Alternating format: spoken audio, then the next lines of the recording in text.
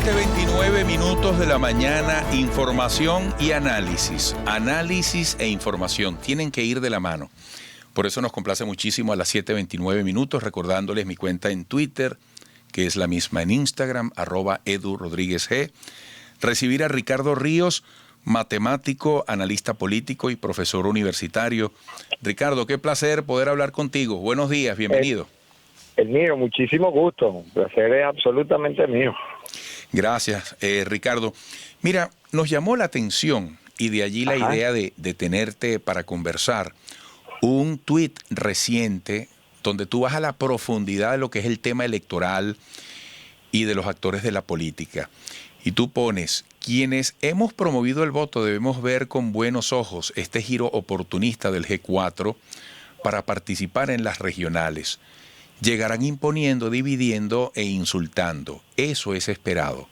Pero que abandonen el extremismo por un rato ya es un avance. Nos llamó la atención este tuit. Yo quisiera que lo retomara para analizar las posibles perspectivas de este 2021, por ejemplo, en materia política, en materia de los partidos, bueno, ante lo que está planteado con las elecciones. Bien, mira, muchísimas gracias por la invitación y buenos días a todos los escuchen. Fíjate, cuando yo escribo ese tweet lo hago porque acabo de ver un acto que presidió el secretario general de uno de los AD, porque aquí ahora el vocabulario es complicadísimo, Henry Ramos Ayub, en Puerto La Cruz, dándole un contundente apoyo partidista a las aspiraciones de Barreto Sira a la reelección en el estado de Anzoátegui, a la reelección a la gobernación. Y en un momento me impactó, porque, bueno, quien fue, él no es suave para hablar, quien fue más pugnaz que nadie en todo el debate sobre participar o no, fue precisamente Henry Ramos Ayub. Fue vocero de lo que se llamaba el G4, por lo menos en 3 oportunidades, una de ellas un poco difícil porque lo hicieron ahí agrupadito en unos guacales de traída de que digamos la escenografía era muy débil, y esta vez fue una escenografía desplegada, mesas, toldos, etcétera. Y yo dije, bueno, estos vienen con todo. No hay una explicación, no hay una reconsideración de qué fue acertado o no en la abstención, como nosotros sí lo estamos haciendo con la participación en las elecciones, porque tuvimos notables fracasos en ello y notables aciertos, o sea, las dos. Esto pues pasan la página y dicen ahora vamos a participar. Me irrito y después digo, ¿por qué me voy a irritar? Si lo que yo he estado promoviendo es la participación política, si los señores no llegan en el tren que yo estoy promoviendo, sino que llegan en el tren propio, en los rieles propios, y no dan explicaciones, pero van a participar y se abandonan las líneas que yo llamo extremistas, pues entonces una política que yo defiendo está avanzando de manera objetiva. Y la de ellos también, yo creo. Sí. Bueno, vamos a intentar retomar lo antes posible el contacto telefónico con Ricardo Ríos, un análisis pertinente sobre este camino del año 2021 en materia electoral. Ricardo, de nuevo te tenemos entendido. Bueno, lo que no sé dónde quedé, pero retomo. Yo lo que digo es que ellos hicieron, me refiero a Acción Democrática con Henry Ramos Ayub a la cabeza, un evento de apoyo a Barreto Sira, que me irritó porque no hay explicaciones, sobre todo de Henry Ramos Ayub, porque él abandona la política abstencionista prácticamente bajo las mismas condiciones, pero lo importante es que estamos coincidiendo en la política electoral democrática, pacífica y constitucional. Si llegaron vestidos de una forma o de otra forma, ya lo veremos. No es una cena de gala lo que yo lo invito, yo estoy invitándolo a una acción política para el rescate de la democracia en Venezuela. Y allí hay que aprender a tragar grueso. No me alegra, por supuesto que no me alegra. Hacer la política así es un ejemplo de, es prácticamente un caso de lo que nos ha llevado a este estancamiento en la oposición.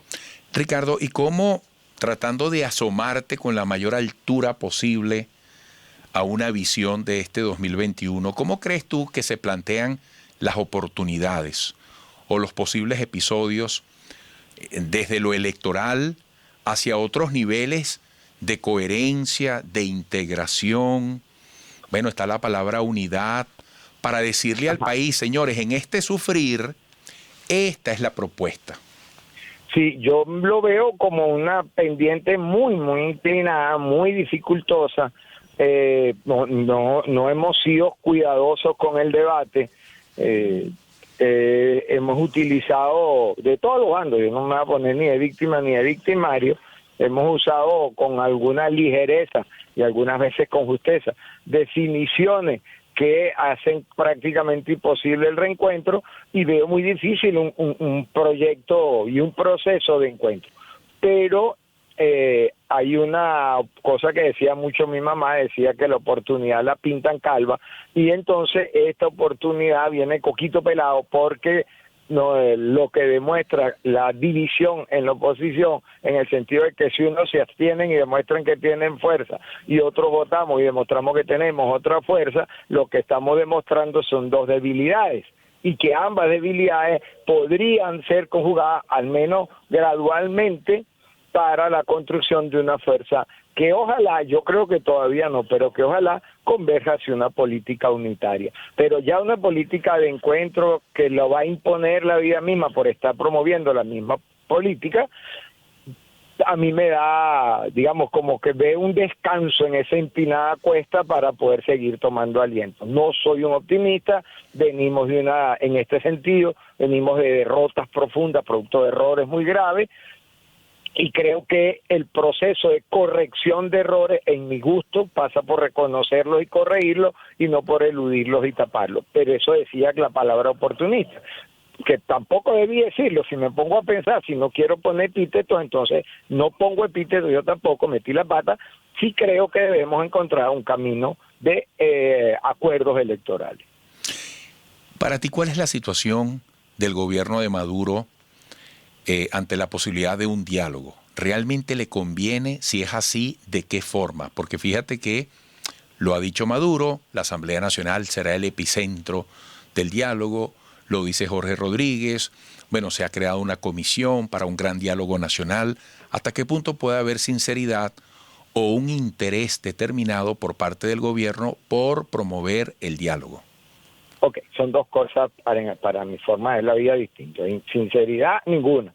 Y necesidad, toda. Y eso es más interesante, que sean sinceros o no. De verdad, el diálogo en Venezuela, la gente que le tiene reticencia tiene alguna razón, porque se utiliza para retardarlo. Pero se ha utilizado mal en todos lados. Quien bombardeó el diálogo de Noruega no fue precisamente el gobierno, fue el gobierno de Trump a través de las declaraciones de Pompeo.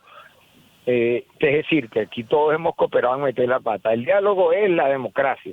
¿Por qué hay que dialogar? Bueno, porque son los mecanismos de toma de decisión de la democracia, aunque sean mayorías y minorías, salen más baratos consensuados. El gobierno está muy débil, con el 16% de los votos del registro electoral, controla el 90% de la asamblea. Si me perdonan una metáfora, eso me hace sentir como querer tapar 1 kilómetro cuadrado con una bomba de esas de cumpleaños. A lo mejor la cubrimos, pero queda flaquita y con cualquier cosa se rompe. Y yo siento que esa es la debilidad capilar que tiene el gobierno en este momento, y ellos lo saben. Aparte de que la economía no les arranca, dan bandazos en la economía, hay dolarización sin dolarización, hay apertura sin apertura, hay la ley antibloqueo se ejerce sin claridad, pero con claridad, es decir, un discurso que demuestra un gran titubeo en la ejecución de una política económica que todo el mundo sabe cuál es, los chavistas, los antichavistas, los economistas de tal o cual escuela. En esa debilidad estructural el gobierno necesita el diálogo, necesita crear consensos. ¿Cuánta fuerza tenemos nosotros para decirle que no? Bueno, en este momento poca, pero tenemos una muy grande, y eso lo demostró la Mesa de Diálogo Nacional. Los partidos llamados más débiles de la Alianza Democrática, la Alianza Democrática no fue de la oposición democrática, fueron los que impusieron los acuerdos políticos que llevaron a las elecciones. ¿Por qué? Porque el gobierno tenía esa debilidad de demostrar que tenía posibilidades de hacer un proceso electoral, y nosotros teníamos la política de la participación. Ambas necesidades se encontraron y sumaron. Eso podría ser una muestra de cómo el diálogo puede dar resultados efectivos, sabiendo hasta dónde uno se arropa, pues. Sí, Ricardo, gracias por estos minutos No, gracias a ustedes, muy amable. Y un fuerte Además, abrazo. se lo agradezco porque me distrajeron mucho en la cola de la gasolina. Hay que reír en medio de la dificultad, ¿verdad? No hay más remedio, querido amigo. Mira, y te acaban de escuchar y ver radio y TV al mismo tiempo, para que sepa. Wow. Un gran abrazo, Gracias, un gran cariño. igual. Ricardo Ríos, Igual. matemático y analista político. Amigos, volveremos con una muy interesante entrevista. La gente de los medios de pago nos va a decir hasta qué punto es viable la llamada digitalización de la economía venezolana.